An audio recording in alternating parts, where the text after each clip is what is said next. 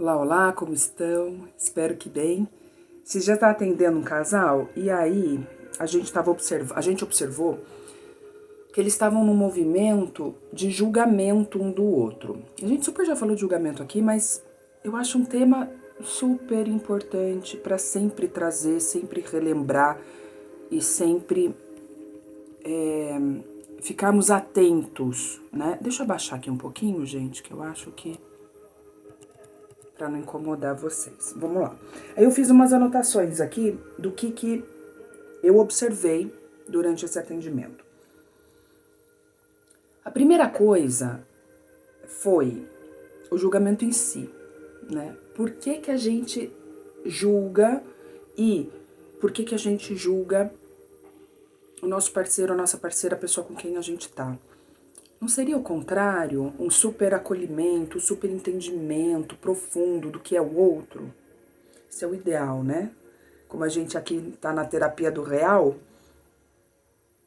por que a gente sai desse acolhimento, desse entendimento, dessa aceitação do outro e julga? Isso acontece quando eu me sinto menos. Vocês já pararam para pensar que a gente julga quando a gente está se sentindo menos? Lembre-se, julgamento é diferente de observação. Eu posso fazer uma observação. Eu observo que aquela pessoa tem esse perfil, esse padrão, esse comportamento, e tá tudo certo, né? É uma observação. O julgamento, ele tem um elemento a mais. Ele tem um vetor a mais. E eu faço isso quando eu estou me sentindo menos. Vamos pensar no juiz, né? Quem julga é juiz. O juiz, ele tá num alto escalão ou num baixo escalão? Ele tá num alto escalão. Então eu julgo, eu sinto essa necessidade de julgar quando eu estou me sentindo menos e num movimento muitas vezes inconsciente eu quero me colocar um pouquinho acima. E aí eu julgo. E eu coloco num lugar onde não me cabe. Não me cabe o julgamento. Quem julga é Deus.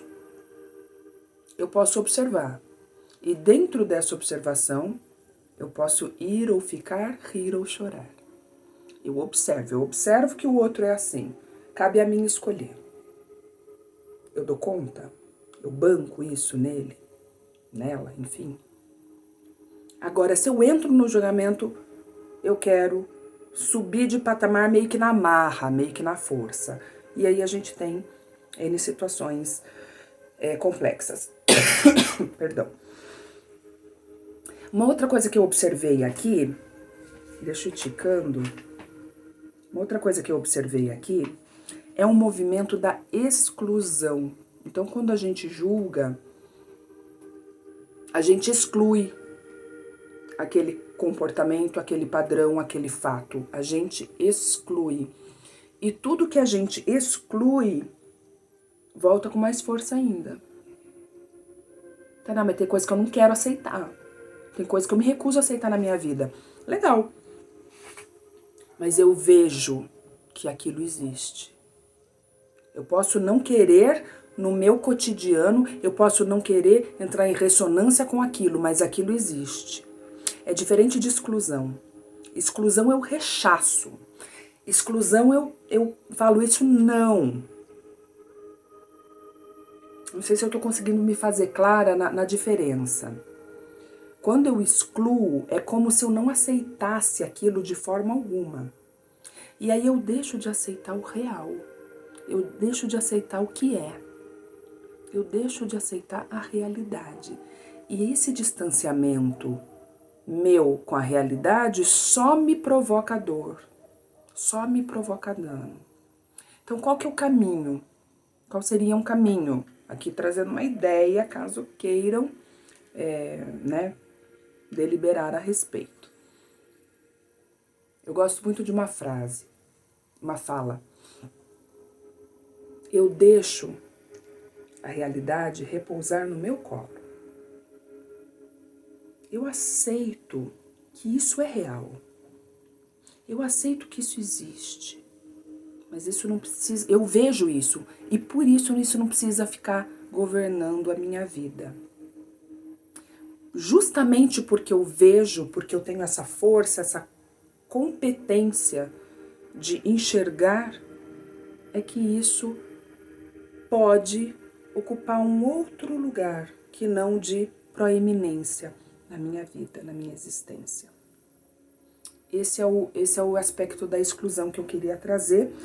E o último, e muito interessante, muito prático, é quando eu não dou o direito do outro errar, eu me tiro o direito de errar. Isso é importante demais. Porque se eu me relaciono com um ser que erra, e a gente pode conversar sobre isso, e a gente pode depurar isso, a gente pode entender o que isso, de onde isso vem, para onde isso vai, o que gera em mim, etc. Eu também tiro de mim o fardo de tentar ser perfeita o tempo todo em tudo, que ninguém merece, que ninguém dá conta. E vou falar uma coisa, quantos relacionamentos não acabam porque eu não dou conta de mostrar a minha parte falível. Não, intimidade é complicado, intimidade não é pra qualquer um. Intimidade não é pra qualquer um. Você me vê aqui no vídeo, né, tudo certinho, blusinha abotoada, tá tudo certo. Você me vê no meu dia a dia, naquele dia que eu tô, que ó, é só Jesus na causa, a Tainá de verdade, a Tainá bem, a Tainá mal, a Tainá doente, a Tainá sã, a Tainá irritada, a Tainá... Eu ter essa coragem de me expor e de errar, e de poder errar, e de ser falível, e de... me coloca num nível humano onde eu também aceito que o outro é humano e que o outro também tem as penhas dele. Então, quando eu dou o direito de errar ao outro, eu automaticamente trago para mim esse direito de errar, corrigir meu erro, não ficar no erro, né, gente, pelo amor de Deus, mas corrigir meu erro e prosseguir com cabeça erguida, com dignidade. Faz sentido? Me contem caso queiram, continuo por aqui.